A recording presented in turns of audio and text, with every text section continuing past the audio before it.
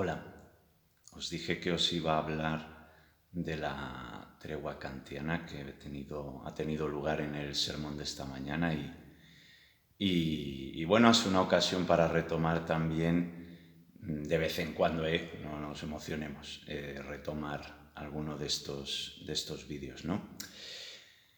Bueno, la cuestión es el Evangelio de hoy, claro. Es el meollo del asunto está ahí. Es el encuentro de Jesús con los discípulos caminando sobre las aguas en ese mar tempestuoso, en el mar de Galilea, y cómo Pedro sale al encuentro de Jesús y en el entretanto pues empieza a hundir y Jesús le recrimina su falta de fe.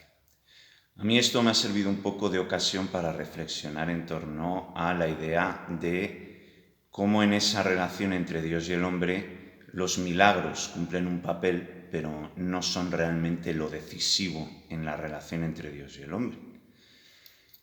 San Pablo, con la experiencia que él había ido adquiriendo con la predicación del Evangelio, llega a una conclusión que a día de hoy pues sigue siendo muy afortunada.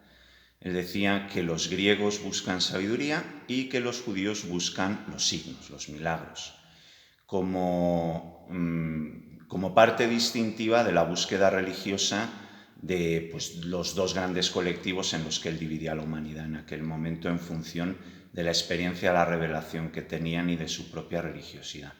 Pero es una división bastante afortunada porque de hecho se sigue dando a día de hoy en el hombre los que buscan sabiduría, conocimiento, y por lo tanto si conocemos las cosas ya no hay inseguridad, ya no hay inquietud.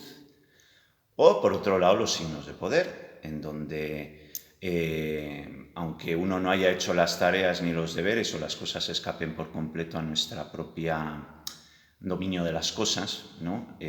Siempre estará Dios, que es el que tiene el poder y el que se manifiesta por encima pues, de todas las fragilidades que tienen lugar dentro de lo que es la propia condición humana. Bien, pues en esa división entre los que buscan sabiduría, los que buscan de alguna manera poder, pues se encuentra muchas veces el hombre. Pero ni la sabiduría ni el poder son los elementos decisivos en esa relación que se da entre Dios y el hombre. Fijaos cómo Jesús pone de relieve con Pedro su falta de fe. ¿Por qué has dudado? Qué poca fe. Por lo tanto, ese encuentro poderoso que tiene Pedro con Jesús, pues no le sirve para aumentarle la fe. Él le pide al Señor caminar sobre las aguas, sobreponiéndose al susto de un fenómeno que supera con creces las capacidades humanas, va al encuentro de Jesús y experimenta en su propio ser esa capacidad de ir por encima de las capacidades del hombre, de acuerdo con la propia naturaleza. Y sin embargo sigue experimentando lo que significa una tormenta y los vaivenes del viento y demás y se hunde, ¿no?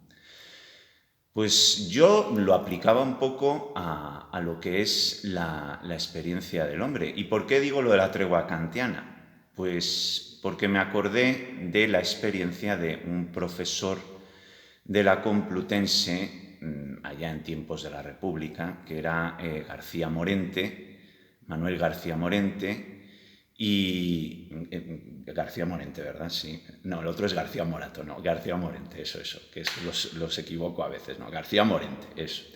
Entonces, Manuel García Morente, en París, habiendo huido del ambiente de guerra en Madrid, estando solo, él que era agnóstico, que era, bueno, no me voy a meter en jaleos, era del círculo krausista en España, vinculado un poco con la Escuela de Libre Enseñanza, etc. Bueno, no va por ahí la historia. Era uno de los catedráticos más prestigiosos en aquel momento en Madrid en cuanto al conocimiento de Kant, ¿verdad?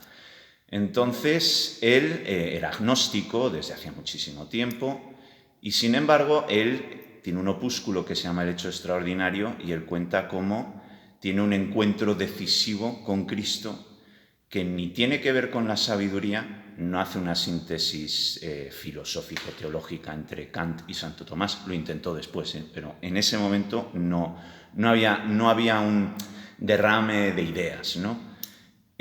Tampoco vio nada extrasensorial, en el sentido de que ni tuvo una visión, ni tuvo nada. Simplemente él vivió lo que él llama el hecho extraordinario, que es el íntimo convencimiento de que Jesucristo estaba frente a él.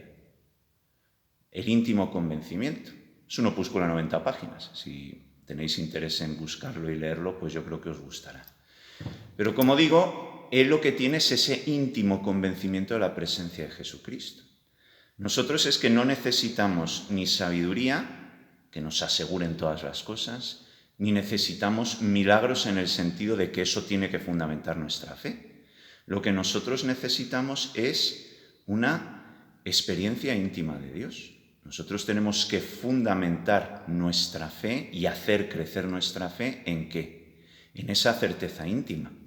Y esto es a lo que iba yo en el sermón al final. Yo le decía a la gente, bueno, pues nosotros evidentemente tenemos que pedir, Jesús lo dijo, pedid y se os dará. Pues pidamos las cosas que nos importan. Pero por encima de todas esas cosas como cimiento, y mucho más importante y más decisivo, es la experiencia íntima de Él. Si yo alcanzo una certeza interior de que Jesucristo vive para mí y vive conmigo, entonces ya todas las demás realidades de mi vida, las que pido, las que me preocupan, bueno, pues seguirán ahí presente y habrá que pedir y habrá que trabajar y ponerse manos a la obra, en fin, lo que corresponda. Pero ya no estamos ante lo mismo, ya no se vive de la misma manera. Ahí es donde viene la fe y ahí es donde la fe nos permite atravesar las tormentas, las dificultades, sin esa experiencia de duda. Pues nada más. Podría alargarme más, pero estos vídeos dan de sí lo que dan de sí y no hay que empachar el asunto. Así que nada, que sepáis que me alegro de reencontraros con vosotros por aquí y que os quiero.